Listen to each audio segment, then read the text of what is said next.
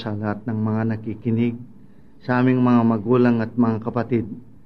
Minsan pa po kaming mga Kristiyanong naliwanagan sa salita ng Diyos ay nag-aanyaya upang samahan sa ating pag-aaral sa banal na aklat.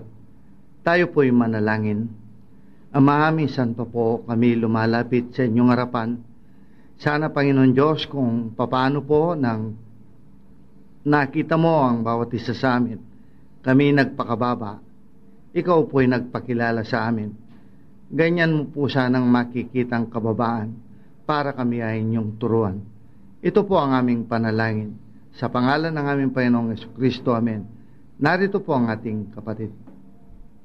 Kami nga po ang mga Kristiyanong naliwanagan sa mga salita ng Diyos, kaya nakita po namin ang dalisay na Kristyanismo. Sa English po, tinatawag itong pure Christianity. At kagaya po ng madalas ninyong marinig sa amin, na talagang bago nagpakilala sa amin ng Panginoong Jesucristo, ay kinakailangang makita muna niya na kami nagpapakababa sa kanyang harapan. Kaya nakilala po namin kung sino siya, at amin din pong nakilala kung sino ang Amang Diyos at kung ano ang kanyang pangalan. Dahil sinabi ng ating Panginoong Jesucristo sa 1:8-19, kapag ako ay inyong nakilala, ay makikilala rin ninyo ang aking Ama. At nakita rin po namin na ang mga salita ng Diyos na ating binabasa sa banal na aklat, ito pala yung mga talinhaga. Kagaya ng kanyang ipinahayag sa Mateo 13:35 at sa awit 78:2. Para po ito ay maaaring maunawaan ng tao, kinakailangan muna palang ipaliwanag mismo ng Diyos sa tao, katulad ng ginawa ng ating Panginoong Jesucristo sa Marcos 4:34. At isa pa pong kapahayagang natanggap namin sa Panginoon, na sino mang taong nagpapakababa sa kanyang harapan, siya pala ay magkakaroon ng dalawang buhay. Ang isa riyan ay ang spiritual na buhay, na kung saan ang lubusang pagdedepende sa Amang Diyos, sa kanyang mga salita, paghingi sa kanyang habag, paghihintay sa kanyang pagpapaliwanag para maunawa ng kanyang mga salita. Ang isa naman po ay ang physical na buhay, kung saan hindi naman pala dapat magdepende sa Amang Diyos. Hindi dapat hilingin sa Kanya yung kinakailangang material sa iyong physical na buhay. Kaya ito po'y nakita naming pinatotohanan ng ating Panginoong Jesucristo. Nang siya'y mabuhay dito sa lupa, wala po tayong mababasang humingi siya ng material na bagay sa kanyang Amang Diyos, kundi lahat ng kanyang pangangailangan niya, ito'y tinugunan niya sa pamagitan ng paghahanap buhay bilang isang karpintero. At ito po'y nakita rin nating makatotohanan sa naging buhay ni Pablo. Atin pong mababasa sa isinulat ni Pablo, ang sabi niya, gayahin ninyo ako kung paano ko tinularan ng ating Panginoong Jesucristo. Kaya kay Pablo po, wala rin tayong mababasang siya'y humingi ng pagkain pisikal o material na bagay sa Amang Diyos. Para matugunan yung kanyang mga pangangailangan yan, siya'y nagtrabaho rin bilang tagagawa ng tolda. At isa pa pong patotoo ni Pablo, na dapat talagang magtrabaho ang isang tunay na anak ng Diyos para matugunan yung kanyang mga material na pangangailangan. Ito po ay isinulat niya sa 2 Thessalonians 3:10. Ang sabi po niya, huwag ninyong pakainin yung hindi nagtatrabaho. Kaya kami pong umaangkin ng mga tunay na Kristiyano sa ating panahon, kung paano ang ginawa ni Pablo, ganyan din po namin tinutularan ng Panginoong Jesucristo bilang isang modelo. Sa loob po ng isang linggo kami nagtatrabaho rin para matugunan yung aming mga pangangailangan sa aming physical na buhay. Ito naman pong programa natin sa radyo, ito ang isang halimbawa na kung paano sa spiritual na buhay, sa mga salita ng Diyos, hindi po kami nagdidepende sa mga tao, kundi hinihingi talaga sa Diyos kung ano ang ibig sabihin ng kanyang mga salita. Kaya kayo po ang makakapagpatunay na dito sa ating programa ay walang paliwanag namin o sariling paliwanag, kundi kami po ay naghihintay lamang sa Diyos. At sa oras pong ito, kami ay nakakaramdam ng kasiyahan sa aming sarili. Dahil sino po ang hindi magpapasalamat sa ibinigay ng oras ng Diyos upang tayo'y muling humingi sa Kanya ng karunungan na nagsisilbing pagkain ng ating mga kaluluwa. Ang ating pong tatalakayin, katulad po ng dati, ito'y galing na naman sa text.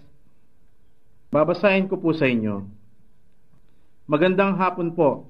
Ako'y Katoliko. Pwede bang talakayin sa radio program ang Mateo 26 hanggang 29? Ito pong Mateo 26 hanggang 29. Ito'y napaka-popular na bersikulo dahil wala yatang hindi nakakaalam ng kaganapang nangyari dito sa mga bersikulong ito, kung saan ang ating Panginoong Jesucristo ay kasalo niyang kumakain ng kanyang mga alagad. Ito ang tinatawag na Last Supper. Doon siya ay kumuha ng tinapay, yun ay kanyang pinagputol-putol, ibinigay sa kanyang mga alagad. At ganoon din, kumuha siya ng saro, ibinigay din niya sa kanyang mga alagad at kanyang ipinapainom ito sa kanila. Para po maunawaan natin kung paano pa lamang ipinasulat ng Diyos, basahin po natin. Nandito po ang Mateo 26 hanggang 29. At samantalang sila'y nagsisikain, ay dumampot si Jesus ng tinapay, at pinagpala, at pinagputol-putol, at ibinigay sa mga alagad, at sinabi, kunin ninyo, kanin ninyo, ito ang aking katawan. At dumampot siya ng isang saro, at nagpasalamat, at ibinigay sa kanila, nagsasabi, magsiinom kayong lahat diyan. Sapagkat ito ang aking dugo ng tipan, na nabubuhos dahil sa marami sa ikapagpapatawad ng mga kasalanan. Datapat sinasabi ko sa inyo, nabuhat ngayon, hindi na ako iinom nitong bunga ng ubas, hanggang sa araw na iyon, inumin kong panibago na mga kasalo ko kayo sa kaharian ng aking Ama. Kagaya po ng madalas ninyong marinig sa amin, nung bago pa nagpakilala sa amin ng Panginoong Jesucristo, dahil po kami noon ay nagbabasa ng banal na aklat, bagamat misteryoso noon sa amin ng Amang Diyos, kaya hindi pa namin nakikilala ang Panginoong Jesucristo. Ito pong mga bersikulong ito ay binabasa rin namin. Ito ay inuunawa namin, at pagkatapos kapag nagpapaliwanag aming mga mangangaral, yun ang nagsisilbing karagdagan dun sa aming unawa dito sa mga nabasa. Hayaan po muna ninyong ibahagi muna namin sa inyo kung ano ang aming naintindihan. At mga kapatid na nakikinig sa programang ito, sa akin po nakagisnang reliyon bilang isang Katoliko, ito pong paksang ito, napakatibay na pundasyon ng aming reliyon bilang isang Katoliko. Kailangan kami magsimba tuwing linggo at gampanan namin itong pagkakain ng tinapay para makompleto ang aming buhay bilang isang Katoliko. Yun po ay isang gawain kinakailangan magampanan namin bilang isang Katoliko. Yun lang po. Gaya po ng sinabi ng naunang kapatid, napaka-importante po ng misa sa mga Katoliko. Ang isang katuruan pa nga po dito, kung hindi makapagsimbang isang Katoliko, siya ay magkakaroon ng mortal sin na mas mabigat sa tinatawag na venial sin. Ang turo po sa amin noon, habang kinoconcentrate ng pare, tinataas yung malaking hostya, ay nagkakaroon po ng milagro. Yun po ay nagiging katawan ng ating Panginoon. At gaya rin po ng saro ng alak, nagiging dugo naman po ng ating Panginoon. Paniwalang paniwala kami dahil hinuyuko namin ang aming mga ulo para manamnam namin ang milagrong nangyayari. Ang pagsunod sa iniutos ng ating Panginoon ay isang paglapit sa Kanya. Kaya obligasyon namin ang tinatawag na mag-attend sa misa o nagsisimba kami. Kaya, pag hindi kami nagsimba, ito ay isang kasalanan at kailangan ikumpisal sa pari. Kaya ito ay nagiging mortal sin. Kaya po habang nakalinya, pag communion na, napaka-solemn na ritual ito, ako, nung nagko-communion ako noon, alam ko yung isinusubo ng pari sa akin ay ang tunay na laman at dugo ng ating Panginoon Jesucristo. Kaya pag sinabi ng pari, body of Christ, sasagot ako, paniwalang ako na yun ang katawan ng ating Panginoon, sasagot ako ng Amen. Gaya po ng mga kapatid na nagbahagi nang hindi pa po ako nagbabasa ng banal na aklat. At kung nakikita ko po na yung mga tao na hindi nagsisimba, ang sabi ko, nakakaawa ang mga taong ito dahil hindi nila alam ang katotohanan. Nang makasama ko po ang mga nagbabasa ng banal na aklat, nakita ko na marami pala sa mga salita ng Diyos ang hindi nila sinusunod. At yung pong ating itatanong ngayon, ang paliwanag sa akin ng aming tagapagturo, ginagaya lang namin ang ginawa ng Panginoon na ritual, pero wala pong ibinigay na mensaya ang aming tagapagturo, kundi ito'y alaala lamang sa ginawa ng ating Panginoong Jesucristo. Narinig po natin ang mga kapatid nung kami pa ay nagdidepende pa sa mga tao. Pero ipinakita ng Diyos kami pala noon ay nasa ilalim ng sumpa dahil katumbas yun ng pagtitiwala sa kapwa-tao na kanyang sinabi sa Jeremias 17:5. Kaya nang kami po'y magpakababa sa kanyang harapan, nagpakilala po sa amin ng Panginoong Jesucristo. Magbuhat po noon ay hindi na kami nagdepende sa mga tao, sa Diyos na lamang kami nagtatanong. Kaya ito po ang ating tatalakayin ngayon, bagamat napakadaling unawain. Kaya ginaganap ito ng mga iba't ibang sekta bilang alaala sa ating Panginoong Jesucristo. Pero sa Diyos ito pala ay mayroong mensahe na gustong ipaalam sa atin, na siya pong itatanong natin sa Kanya kung ano ba ang ibig niyang sabihin dito sa Mateo 26, mula 26 hanggang 29. Dahil kami pong magkakapatid dito, walang sariling opinyon na pwedeng ibahagi sa inyo kung ano ba ang kahulugan nito.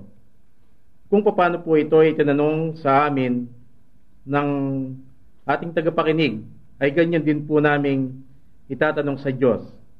Kaya maghihintay din po kami ngayon sa Panginoon kung ano ang Kanyang ipapahayag sa amin. Kung sino man po sa amin ang mabibigyan ng Diyos, makikita niyang nagpapakababa at Kanyang ibibigay ang mensahe.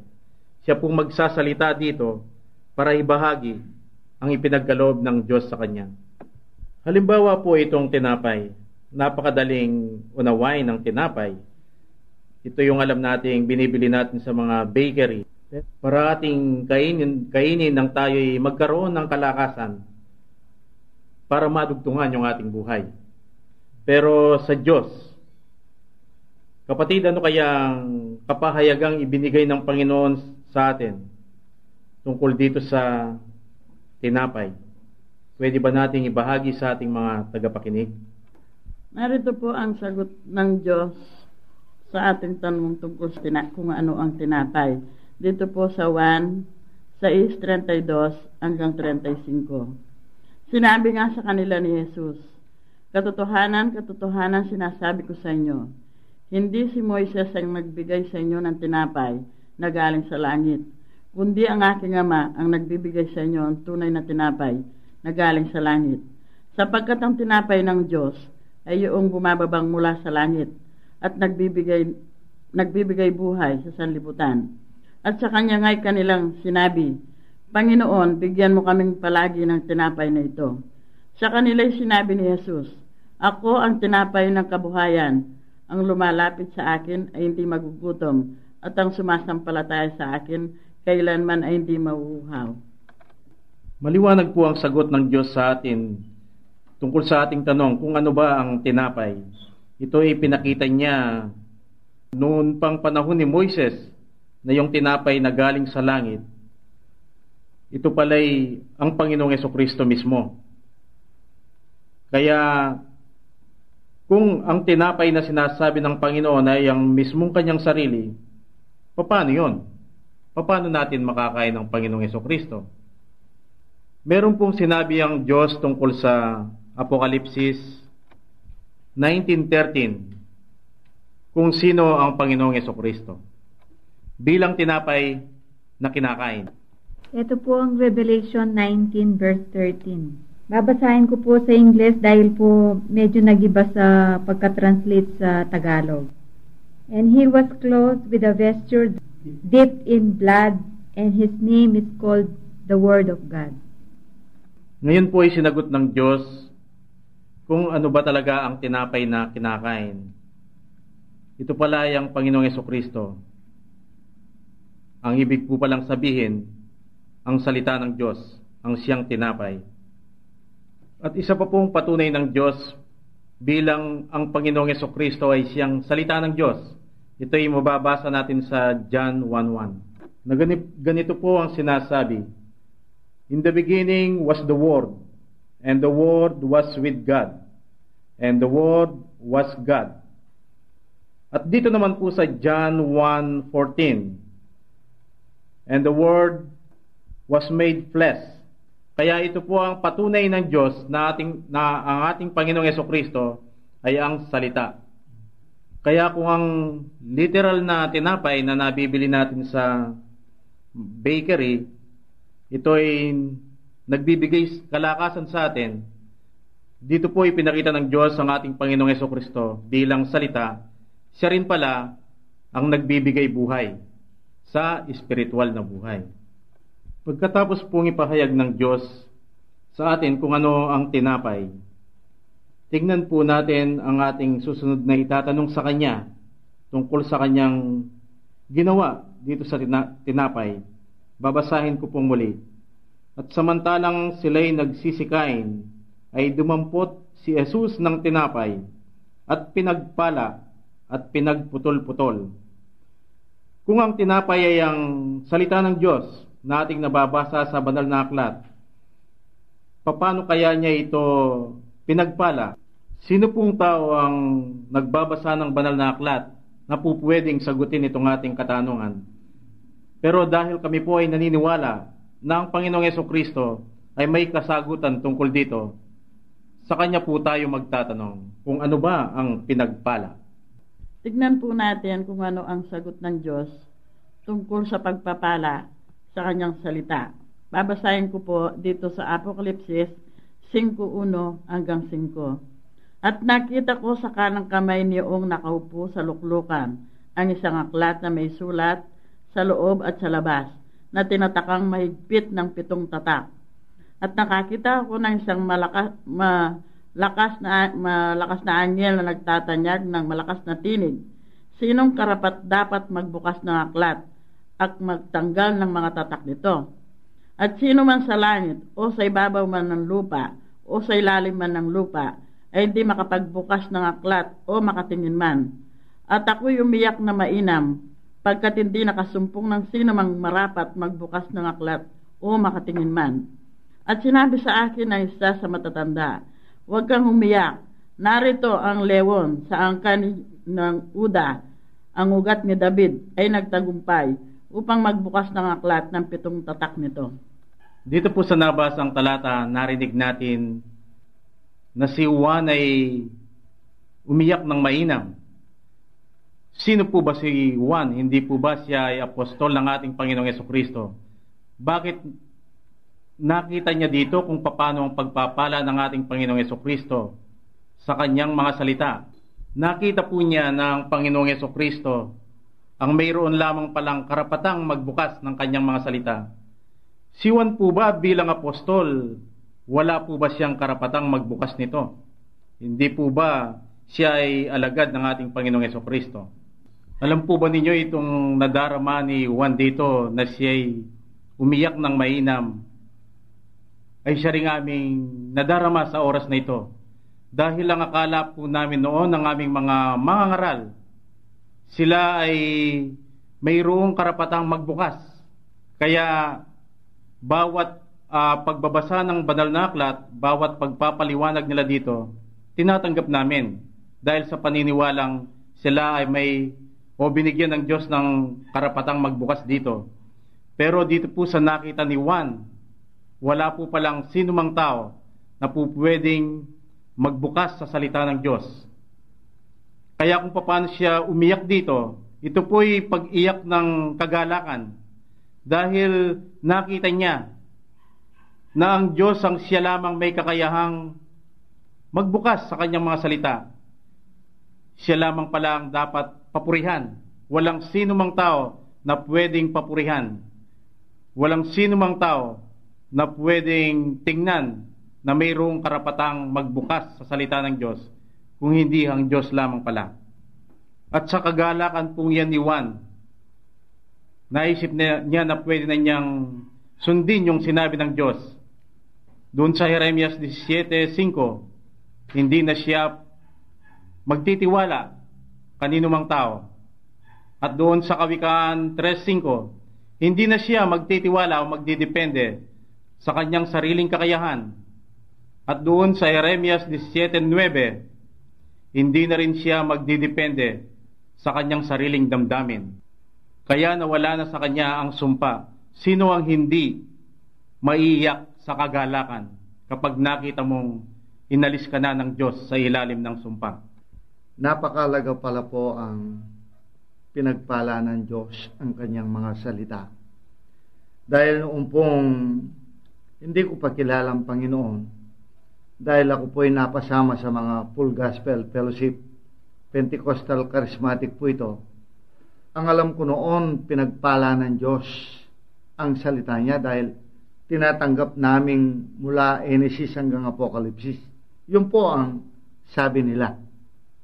Pero nakita ko pong binless ng Diyos ang kanyang salita nang unti-unting nakita ko, naririnig ko sa mga ibang, hindi ko po alam noon, anak pala ng Diyos yan.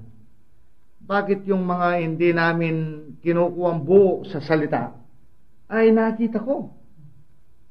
Halimbawa, yung pong Mateo 23, sabi nila, tinatanggap namin lahat yan. Bakit hindi nila nakitang hindi nila tinatanggap yan? Ako lang ang nakakita. So, doon ko po nakitang binless ng Diyos yan. Marami sa salita ng Diyos ang hindi namin pala tinatanggap. Halimbawa po, yung Santiago 1:5 hanggang 8, ang sabi ng Diyos, kung kailangan nyo ng karunungan, umingi kayo sa akin. Sabi namin, Full Gospel. Pero bakit kami nag-aaral sa Bible School? Hindi ka pwedeng maging pastor kung hindi ka nag-aaral sa Bible School. Saan galing yung, ang sabi nila, galing sa Diyos. Nung ipakita po ng Diyos, na parang nakikita ko na po ang aking sarili noon, na ngayon, unti-unti pala binibless ng Diyos ang kanyang salita noon sa akin. Dahil sinasabi ko itong aking naririnig, pinaalam ko sa mga kasama ko. Ang sabi nila, huwag kang makinig dyan, may espiritong masama yan. So, dito ko po nakikita ang pagpapala ng Diyos sa kanyang salita. At hindi lamang po yan. Itong nakita ni Juan, nakita ko. Dahil kung ang mga tunay na anak ng Diyos lamang ang pwedeng magbukas sa salita ng Diyos, edi matagal ko na sanang nakita ang Diyos, nakilala ang Diyos. Dahil ang pukpok po nila, nakilala nila ang Diyos at hindi na misteryoso ang Amang Diyos sa kanila. Pero ito po ay nakita ko na kung hindi lang pala ang Diyos ang siyang magpakilala sa kanyang sarili, gaya kay Pedro. Sabi nga kay Pedro, sabi niya, mapalad ka dahil hindi galing sa laman at dugo mo yan. Binabasa po namin yan. Pero ang nakukuha namin doon, hindi galing sa kanyang laman at dugo, ganyan lang. Hindi pala galing sa tao o sa kanyang sarili ang pagkaalam sa Diyos. Ang Diyos lang ang pwedeng magpakilala sa kanya. Yun po ang nakita ko. Kaya nang makita po ng Panginoon na siya po lang nakakakita sa aking sarili, doon niya sinabi na doon ko nakita na walang pwedeng magbukas, walang pwedeng magpaalam sa Diyos. At nakita kong hindi ko alam kung sino ang Diyos, siya po ang nagbukas. Yun po ang kaligayahan ko nang makita po ng Diyos na ako'y umiyak. Ang ibig sabihin pala po ng walang pwedeng magbukas, walang pwedeng magbigay kahulugan sa salita ng Diyos, sa espiritual na salita ng Diyos, ito pong nakikita natin. Hindi pa yan, kundi ipaliwanag ng Diyos yan, yun po ang pagbubukas ng ating Panginoon. Dito po sa kanyang banal na aklat. Pagkatapos pong ihayag ng Diyos kung ano ang tinapay, ito pala ang kanyang salita. At ang pagpapala dito sa kanyang salita ay yung pagbubukas sa kanyang salita. Ano naman kaya ang ibig niyang ipaalam sa atin dito sa pinagputol-putol at ibinigay sa mga alagad? Mayroon pong sinabi ang Diyos kung paano pagputol-putulin ang kanyang salita na kanyang pinagpala bilang tinapay. Ito po ay mababasa sa Isaiah 28:10. Basahin po natin sa English ng King James Version dahil sa Tagalog po hindi po naisalin ng mabuti. Ito po yung Isaiah 28:10.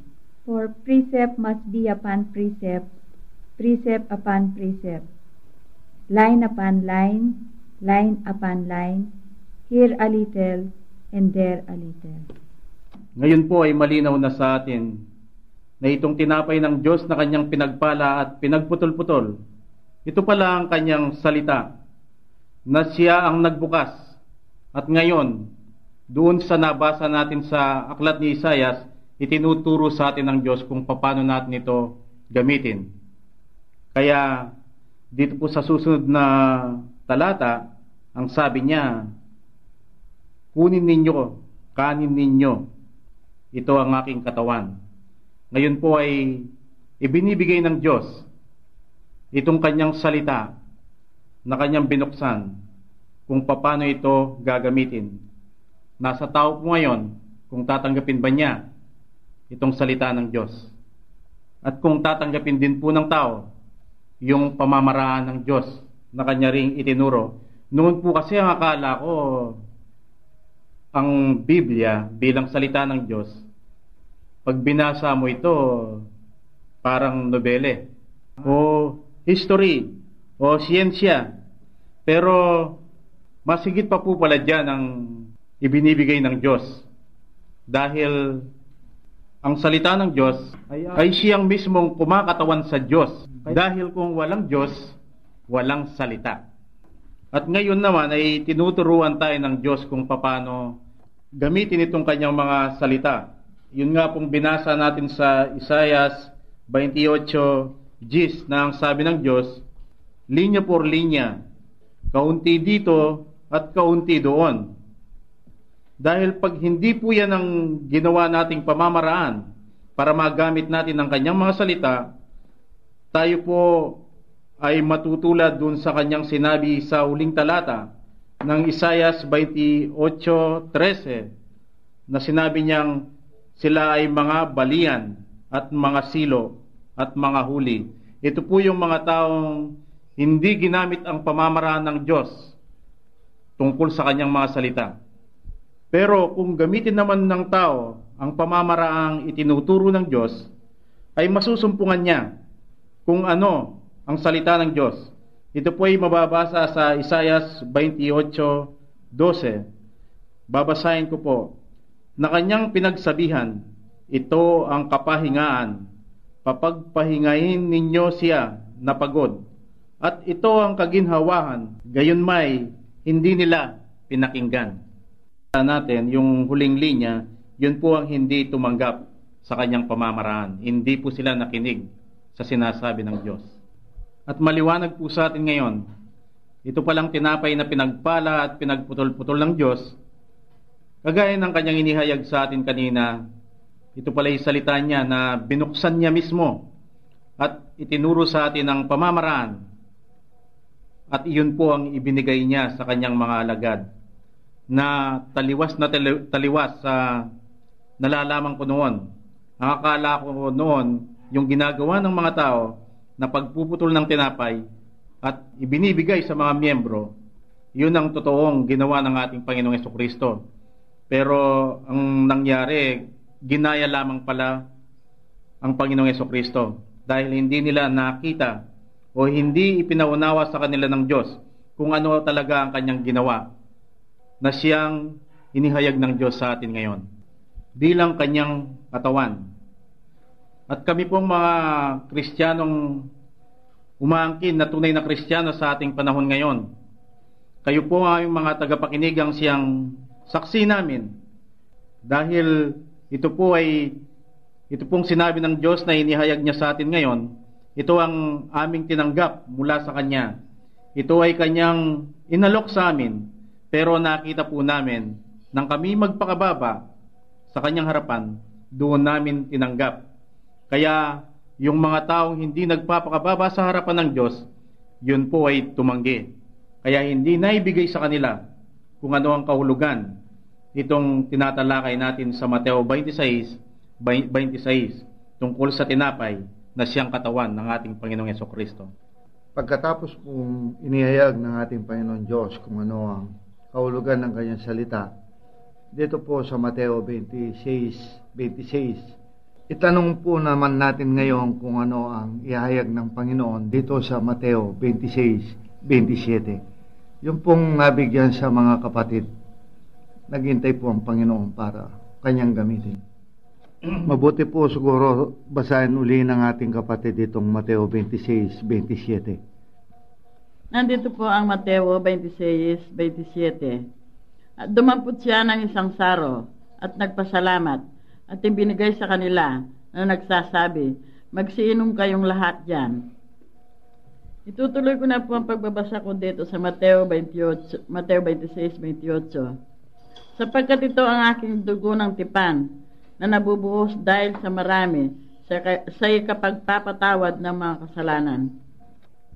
Madalas po ninyong marinig sa amin, lalong-lalo na sa mga nakaraan nating programa, na talagang napakahalagang makilala muna kung sino ang Panginoong Hesukristo. Dahil doon mo lamang pwedeng maunawa ng kanyang mga salita sa pamagitan ng ibibigay niyang unawa sa iyo. Pero kailangan makilala mo ang Panginoong Hesukristo hindi dahil sa laman at dugo na kanyang sinabi sa Mateo 16:17, dahil yun pala ay tumutukoy lamang sa kakayahan ng tao. Kailangan pala makilala mo siya dahil sa kapahayagan ng Amang Diyos.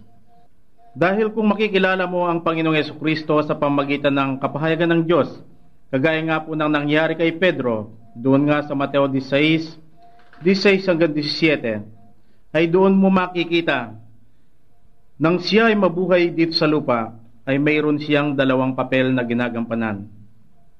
Sa kanyang papel na anak, kailangan mo siyang tularan, kailangan mo siyang gayahin. Pero sa kanyang papel na ama, hindi mo pala dapat gawin ang kanyang ginagawa. Dahil yun ay isang malaking kasalanan. Dahil yun ay gawain lamang ng Diyos. Kaya kung makikilala mo siya at tatanggapin mong siya ay nagkatawang tao, makikita mong mayroon nga siyang dalawang papel na ginagampanan. Katulad po dito sa ating tinatalakay, kung saan kumuha siya ng saro at ang sabi niya, yun ang kanyang dugo ng tipan. Kung inyo pong maalala, ang Diyos Ama ay gumawa ng tipan ng kaligtasan at ayon sa Hebrew 9:16, kailangang mamatay ang gumawa ng tipan para maibigay ang mana. Kaya dito sinasabi ng Panginoong Hesukristo, ipinapaalala niya sa kanyang mga alagad, ito yung sinasabi niyang tipan na kailangang mangyari. Tipan ng kaligtasan, kung saan kailangang magbuhos siya ng dugo para maibigay ang mana at para mapatawad ang mga kasalanan. At ang tinutukoy naman na dito ng Panginoong Hesukristo, kung atin pong maalala sa araw ng Pentecost, na kung saan ay pinagkaloob ang mana sa mga alagad ng ating Panginoon. Doon ay dumapo sa kanila ang banal na Espiritu. Kaya ang sinasabi po palang mana ng Diyos na kanyang ibibigay, ito ay ang banal na Espiritu na siyang naghahayag sa mga salita ng Diyos. Kaya kung titignan po natin dito ang banal na hapunan, kung doon sa una ay gustong ipakain ng ating Panginoong Hesukristo ang kanyang katawan na sumisimbolo sa titik sa mga salita ng Diyos, pero hindi pa po pala sapat yun. Kailangan pang inumin ang kanyang dugo. Kailangan pang tanggapin ang banal na Espiritu na siyang maghahayag doon sa titik sa salita ng Diyos. Kaya madalas po ninyong marinig sa amin ang dalawang saksi sa katotohanan. Una ay ang titik sa salita ng Diyos na siyang katawan ng ating Panginoong Hesukristo. Kailangan tanggaping lahat, magmula Henesis hanggang Apokalipsis. At ang ikalawang saksi ay ang kapahayagan ng banal na Espiritu doon sa titik na siyang sinasabi ng Diyos dito na dugo o kanyang dugo ng tipan po ng kaligtasan. Kaya ang katotohanan sa salita ng Diyos, ito nga po ay binubuo ng dalawang saksi na siyang nagsisilbing pagkain ng bawat pinili ng Diyos. Kaya po pala sinabi itong banal na hapunan dahil ito ang kanilang kinakain. Ang dalawang saksi sa katotohanan na siyang nagsisilbing tinapay at dugo ng ating Panginoong Hesukristo. Dito po malinaw na inilantad ng ating Panginoon kung magpapakababa ang naghahanap sa Kanya, kung gaano kalayo ang nagis ng katuruan ng matandang sekta. Ayon nga po dun sa una kong pagbabahagi, kapag ako'y nagko-communion noon, pinipilit sa aking sarili na tatanggapin ko po sa aking kaisipan na yung ipinapakain ng pare ay ang katawan ng ating Panginoon. Ayon po dito sa pag-aaral po at pagre-reveal ng ating Panginoon sa tunay na mensahe ng Last Supper, naihayag po dito na bilang mga pinili ng Diyos, dahil nga po sa pagpapakumbaba nitong mga pinili, ang Last Supper ay isang continuous process po ng pagpipino sa kanyang mga pinili. Dahil inihayag niya ang kanyang pagka-Diyos kung sino talaga siya. At kung hindi lamang po sa pagpapakumbaba ng kanyang mga pinili ay hindi nila makikilala. Isang punto lamang po ang babanggitin ko tulad po ng mga pinapractice pa po ngayon ng matandang sekta. Ayon po sa mga matataas na pinuno ng simbahang ito, ayon sa kanila, ang mga obispo ang nabigyan ng revelation ng Espiritu Santo. Kaya pag nagkakaroon po sila ng convention at mag-agree po sila sa isang konsepto o doktrina na kahit wala po sa Biblia, ay ito ang kanila pong ipinapatupad sa kanilang mga lower rank, kura paroko, mga parish priest. Dito lamang po sa Pilipinas, kahit po kasi sa politiko, nakikita natin ang pinapangaral sa pulpito, kung minsan ay napakalayo sa salita ng ating Panginoon. Kaya dito po nalantad kung alin po at sino po ang tatanggap. Dahil po inimbita ng ating Panginoon, ang sabi po, take and eat. So, ang imbitasyon ay para sa lahat, ngunit kokonti lamang po ang tatanggap. Ang isa pa pong malinaw na pagkakataon na nakikita natin ngayon, sa buong mundo pag magkikita lahat ang mga cardinal, ang College of Cardinals, at magmi-meeting po sila. Magkakaroon po sila ng agreement at ito ay ipalalabas through the Pope at ito ay magiging, kumbaga sa Constitution, amendment. Magiging bahagi ng salita ng Diyos. Gayon mang ito ay hindi natin makikita sa banal na salita. So ito ay isang magiging regulasyon na walang makakakontra. Ito pong mga napag-agrihan nitong mga College of Cardinals o ang parallel term po sa Constitution ay amendment. Ito po ay tinatawag na magisterium. Ito po ang parang authoritative law na pwedeng bawasan, mabawas sa salita ng Diyos o pwedeng madagdag sa salita ng Diyos.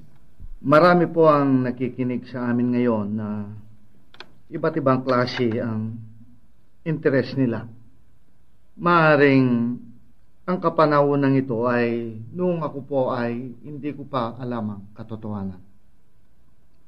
Kung marinig ko siguro itong kapayagan ng Diyos na ito, maaari sasabihin kong kami rin ay ginaganap namin ang Last Supper. Dahil ang kinakain namin ay ang salita ng Diyos. Pero ngayon pong parang binuksan ng Diyos ang hindi ko nakikita noon. Napakalayo pala ang nalalaman ng tao sa kapayagan ng Diyos na ibibigay sa tao.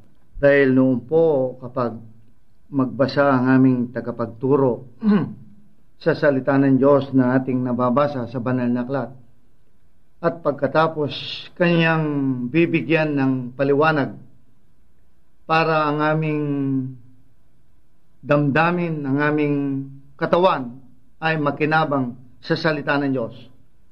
Ang alam po namin noon, yun na ang tunay na pagkain. Pero kabaligtaran sa kapag ang Diyos ang siya pong nagbukas sa salita niya. Unang-una ay pakikita niya kung gaano kahalaga ang kanyang salitang literal na hindi mo man pala tinatanggap noon lahat.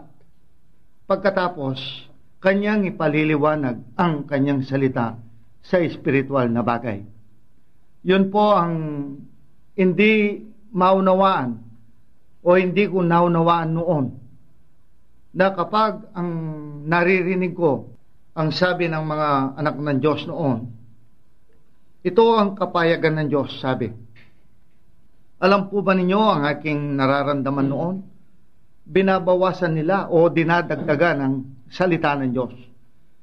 Pero kapag ikaw po ay nagpakababa, doon mo lamang pala makikita na yung salita ng Diyos na yan, yon ang siyang nagpapaliwanag.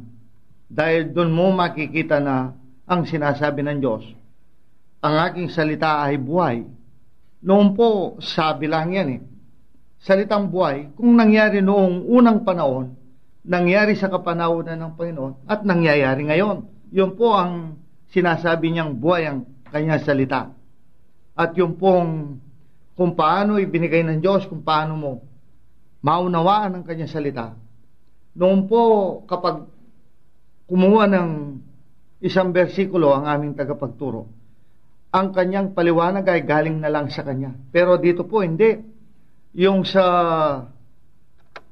Isaiah 28:10 na ang sabi ng Diyos, precept upon precept, precept upon precept, line upon line, here a little and there a little. Yun po, na parang yung mga salita ng Diyos mismo ang siyang nagpapaliwanag sa gustong ipaliwanag ng Diyos. Hindi ng tao, hindi ng isip, hindi ng damdamin. Tama, masakit, dahil makikita mong ikaw ay walang-wala, makasalanan. Pero pagkatapos po, makikita mo ang pagmamahal ng Diyos sa iyo. Dahil kapag nakita mo pala ang gustong ipakita ng Diyos, doon ka lang makikinabang. Na doon makikita mo na sasabihin ng Diyos, Tama, walang mabuti kahit na sino. Ang Diyos ang siya lamang mabuti. Ito po hindi namin tanggap namin sa bibig, sa isip. Pero meron kaming nakikitang mabuti. Yung tagapagturo ko lang, nakikita kong mabuti noon. Pero nang magayag po na ang Diyos sa akin, siya mismo nakita ko hindi mabuti dahil hindi man tinatanggap kung sino ang tunay na Diyos eh. Unang-una nakita ko, hindi pala ako mabuti at doon ko nakita lahat ng mga tao. Yun lamang pong nagpakababa ang pwedeng tumanggap na sila'y makasalanan. Binabanggit ko po yung mabuti na sinabi ng isang nakikinig sa Panginoon. Ang sabi niya, mabuting maestro. Hindi tinanggap ng Panginoon yan dahil sa papel na anak. Hindi niya tinanggap ang kabutihan. Ang sinabi niya, ang Diyos lang ang mabuti. Para yung po ay magbigay alimbawa sa amin na isa man sa amin walang tatanggap na siya ay mabuti. Pero ang tinutukoy po namin sa spiritual na bagay. Pero sa ibang bagay, yung physical life, tinatanggap po namin kung nararapat na tawagin mabuti ang isang tao. Pwede po yan. Walang duda yan. Sa social, political, economics, scientific, lahat po ng bagay, pwera lang sa spiritual. Ang Diyos lamang po ang mabuti dahil doon lamang merong pwedeng baguhin ng Diyos ang tao doon sa temang yun. Ito pong banal na hapunan na ginaganap ng Diyos ayon sa kanyang pamamaraan, ito po ay ipinadama niya sa amin sa iba't ibang estado. Dahil ito po ay isang proseso na kanyang ginaganap. Nakikita po niyang kami ay hindi pwedeng biglayin. Kaya nung una, ang inihain niya sa amin ay gatas. Isang klaseng pagkain na magaan para ito ay aming tanggapin. Kaya noong pong panahong bago-bago pa lamang namin makilala ang Panginoon, mayroon po sa amin na tumatayo sa isang pulpito at nagsasalita. Inaamin po namin mali yun. Pero yun ay kagustuhan ng Diyos dahil batid niyang hindi niya kami pwedeng biglayin sa kanyang kagustuhan. Kaya inuunti-unti po niya kami. Sa ibang estado naman ng kanyang pagganap sa banal na hapunan, doon po medyo mabigat ang kanyang ibibigay. Para talagang proseso yan, hindi magkakapareho. Kaya sa oras pong ito, umabot kami dun sa puntong nakita nga namin itong banal na hapunan, wala na yung pulpito o yung nagsasalita sa pulpito dahil mali yun at nakikita namin ang Diyos ay pinagpuputol-putol nga ang kanyang salita. Kaya iba't ibang boses ang inyong naririnig dahil kung sino ang kanyang pagkakalooban ay siya lamang magsasalita dito sa mikropono. At kaya po nawala yung pagsasalita namin sa pulpito dahil hinihayag ng Diyos na walang sino man sa amin ang po pwedeng magsalita sa pulpito. Ang Diyos lamang po pala ang siyang nararapat magsalita doon. Kaya sa fellowship po namin, makikita ninyo kami, wala kaming walang sino man sa amin na nakatayo at mag-isang magsasalita lamang. Kundi kaming lahat po ay nakaupo. Kami ay nagtatanong sa Diyos, naghihintay sa Kanya kung ano ang Kanyang ipahayag sa itatanong naming salita niya, naming babasahin sa banal na aklat. At ang Diyos po ay nakatingin sa amin, nalalaman po namin, tinitignan niya kung sino ang nagiging mababa sa amin. At doon niya ihahayag ang Kanyang salita.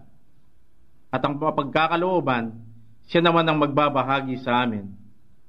At hindi lamang po isang tao ang ginagamit ng Diyos para ipahayag ang Kanyang salita.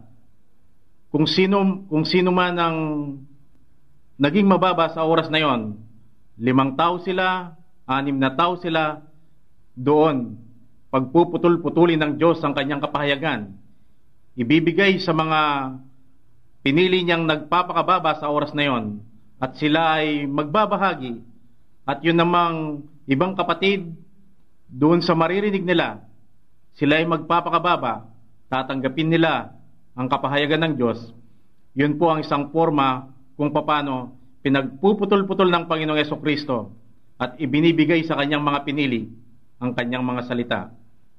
At sa oras din pong yun, nagiging buhay ang sinabi ng Diyos sa Ephesians 4:11, kung saan ang Panginoong Jesucristo ang siyang naghalal ng pastor, evangelist, teachers, at apostles. Doon sa oras pong yun, sila ang sinasabi ng Panginoon doon sa Ephesians 4:11. Pero sa ibang pagkakataon, iba na naman ang kanyang ihahalal. Hindi po pirmi yun, kung minsan maigsing oras lang. At yan po ay hindi titulo, kaya walang sino man sa amin ang nagpapatawag ng pastor, dahil yon ay nararapat lamang itawag sa Panginoong Jesucristo. At sa ibinigay pong pamamaraan ng Panginoong Jesucristo kung paano kami humingi sa Kanya ng karunungan, yun pong fellowship namin, hindi po kami nagtataka kung minsan merong nakakita sa amin at kami pinagtatawanan. Ang sabi nila, paano kayo dadami? Dahil nakikita po nila, kakaunti lang kami. Pero sa ipinahayag po ng Diyos sa amin, hindi kailangan yung magkikita-kita pa kami ng personal. Marami po kaming kapatid, nasa ibang lugar. Hindi na kailangan kami magkakatipon-tipon. Kung ano ang aming ginagawa, kung ano ang paraan ng paghingi namin ng karunungan sa Diyos, kung paano ang banal na hapunang itinuro ng Diyos sa amin, ganun din ang kanilang ginagawa. Nakakalat po ang mga anak ng Diyos.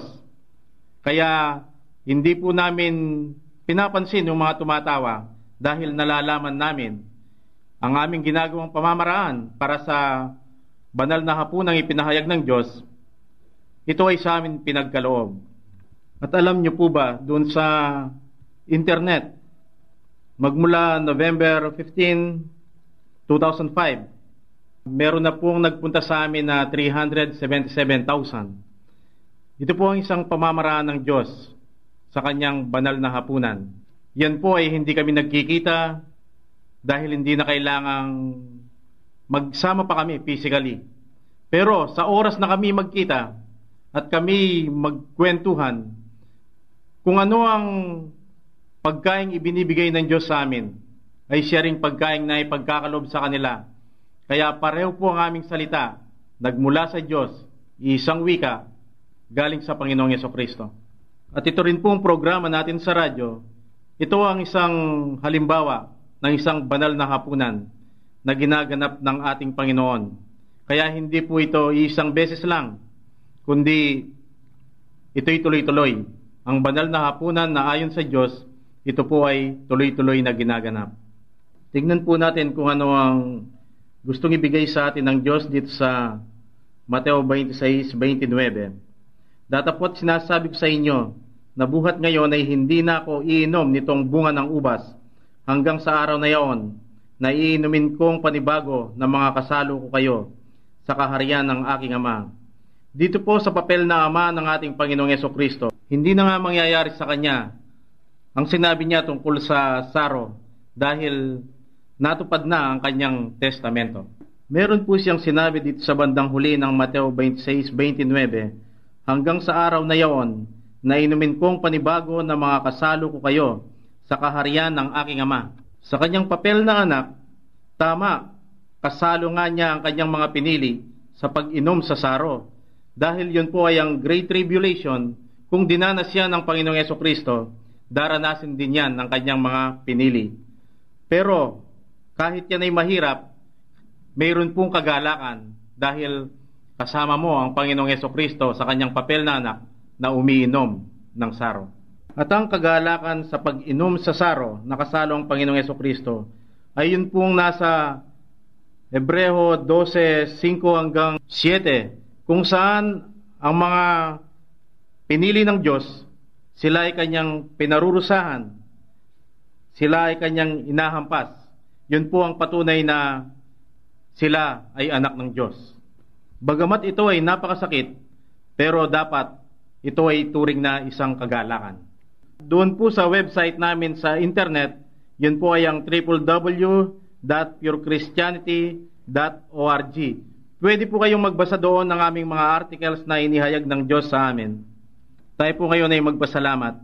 Panginoon, marami pong salamat at inihayag ninyo sa amin kung ano ang inyong katawan na kailangan namin kainin. Ito pala ay ang pagtanggap sa kabuuan ng banal na aklat. At marami rin pong salamat kung anong ibig ninyong sabihin na kailangan naming inumin ang inyong dugo. Ito pala ang paghihintay namin sa banal na Espiritu na siyang maghahayag dito sa titik na nakatala sa banal na aklat. Ito po ang aming pasasalamat sa pangalan ng aming Panginoong Hesukristo. Amen.